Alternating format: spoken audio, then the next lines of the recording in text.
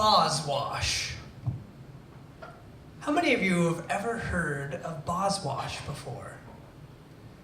It's the megapolis consuming or also part of Boston, Washington, D.C., and New York City. Boswash was one of the very first things that my friend Thomas Wall and I ever bonded over. It was 5th grade, and we were partnered up by the teachers, and we had to do a project on colonial times and specific colonies. And I can't remember exactly which colony was chosen for us, but I do remember it was in Massachusetts, and I was partnered with Thomas Wall, who I knew only through sight because he was in my class, but he wasn't my friend, and he was the kid who always did better than me on tests, so I was a little bit in a competition with because I always wanted to try and do my best as well. So we're partnered up, and we go out in the hallway, which, as a 5th grader, is a huge deal. You get to go out in the hallway. You're out of the classroom. You can make mischief and talk about whatever you want. And Thomas, he was all about the work, which was great, but he went above and beyond. He didn't just explore and research the colony that we were supposed to study. He researched all of Boston. And he told me all these facts. And then, at the end of the day, he says, and the funniest part is, there's this big area that someone calls Boswash. And in our 5th grade little minds, we start cracking up because that's the funniest things we've ever heard. Boswash! Who says Boswash? Well, that was the start of a really, really strong friendship. We bonded over a number of different topics, not just Boswash, because we had a lot to talk about, and there was a lot that connected us, including awkwardness and just maneuvering through middle school and intermediate school and what that meant. And he always knew how to make me laugh, and I think he liked me because I listened to him, and I would laugh at his jokes. And we continued our friendship.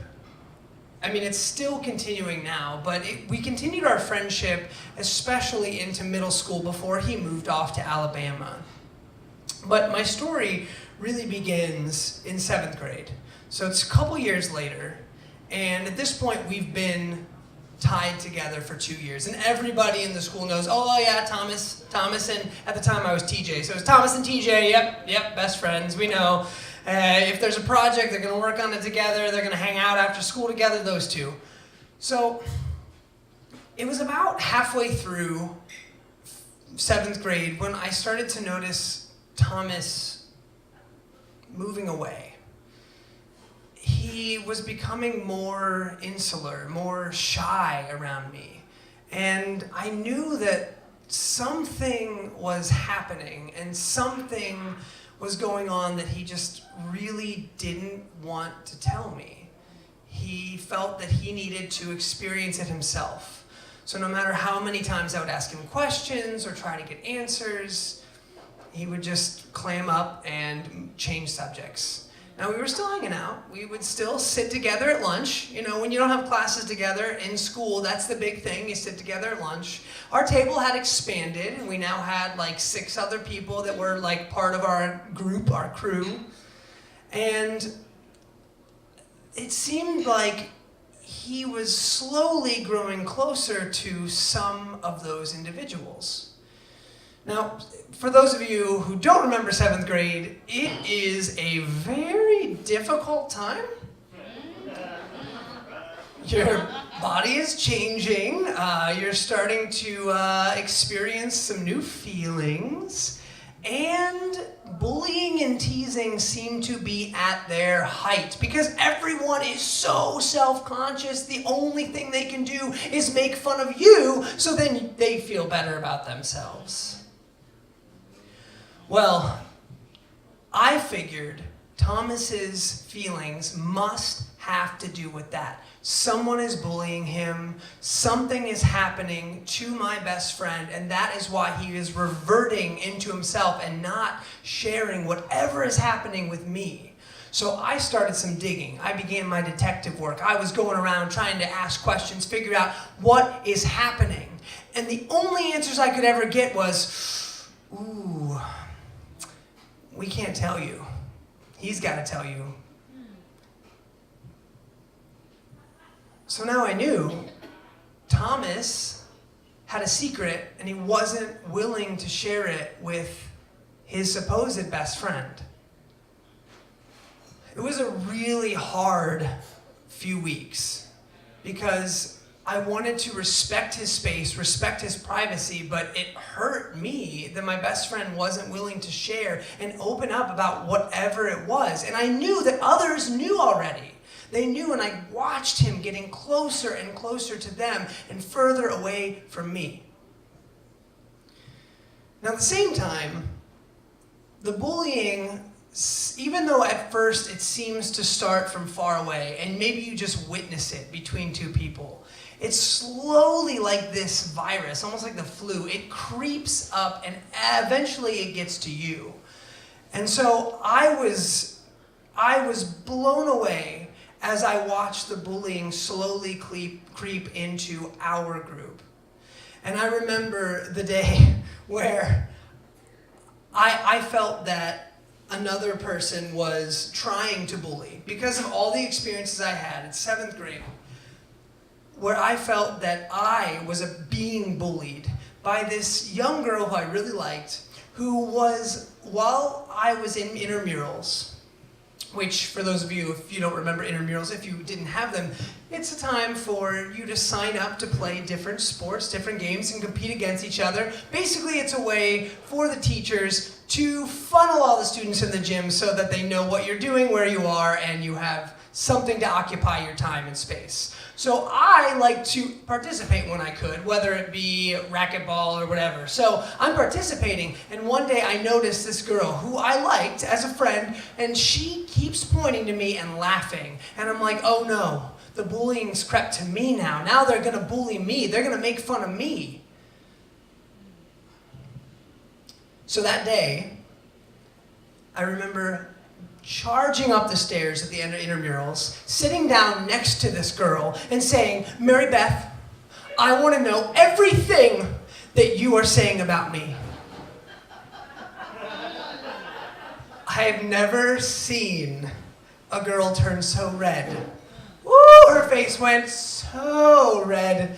Well, Mary Beth was tight-lipped. She was not going to say it. She was not going to say it. You could tell she was on the verge of tears. She was so upset that I had confronted her. Meanwhile, the girl next to her, my friend Lauren, she was not afraid to tell me how she felt about me and how other people felt about me. So she said, oh, you know, Mary Beth's laughing at you because you have a bubble butt. Oh my. Boy, I had never been so hurt to be called a bubble butt before. And for about 2 days, I did stay angry, and I was like, how dare she? How dare she call me a bubble butt? Maybe this is what Thomas thinks. Maybe that's his secret. Maybe I've been a bubble butt the whole time, and no one wanted to tell me. So it was about a week later where I took Thomas alone into the gym while everybody else was still in the cafeteria. I sat him down in the bleachers and I said, Thomas, you're going to tell me right now, are you trying to keep the secret that I have a bubble butt from me?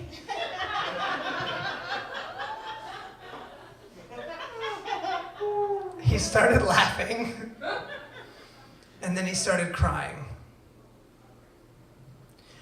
And he said, no, Teach, that's not it. I have a secret that I have been keeping from you because I'm worried how you're going to react. He said, so I need you to promise me that you are going to stay seated right here after I tell you my secret. You're going to listen. And I said, of course, go ahead. He took 3 deep breaths in with tears streaming down his cheeks, he said, TJ, I'm gay.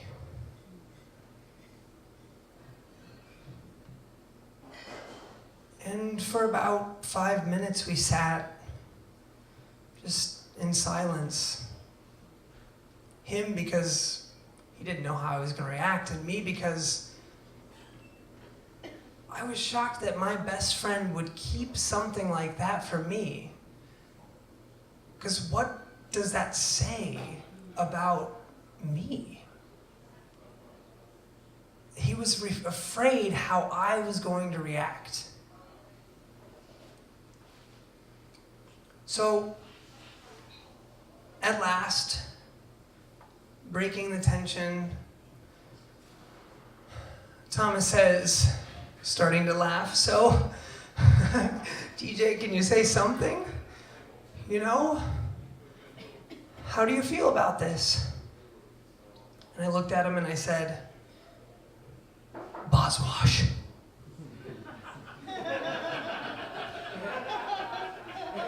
We're always gonna be friends, and I love you no matter what. And I still do.